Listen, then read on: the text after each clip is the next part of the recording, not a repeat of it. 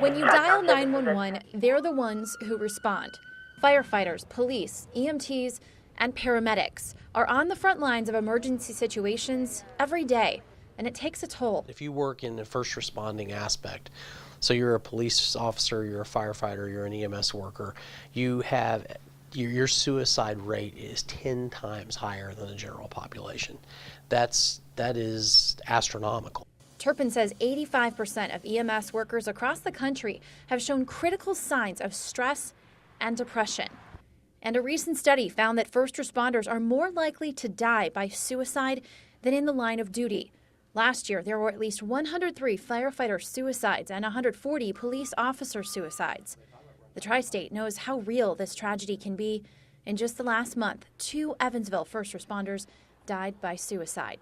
It's not so much the big stuff all the time, but it's accumulation over years of service and just kind of blocking that out, and then it just kind of builds up, and then that's when it kind of comes to that, unfortunately. For years, resources have been available to first responders to let them know how the job affects their mental health and how and when to get help.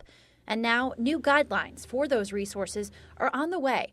It's part of House Bill 1430. There's actually going to be a mandated training. Like I said, it'll be presented on July 19th at the next commission meeting.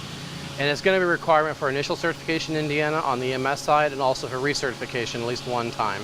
The hope is to have these new guidelines up and running by September. Any type of attention that we can pull to this, whether that's the attention of the public to the fact that emergency responders, police, fire, and EMS, deal with things that sometimes are horrific in nature and part of their makeup, or causing a responder to look at themselves and say, maybe I need to take better mental health care of myself. I'm a firm believer that one suicide is one too many.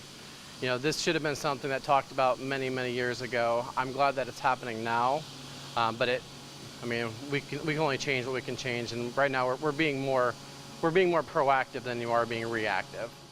In Evansville, Lauren Artino, 14 News.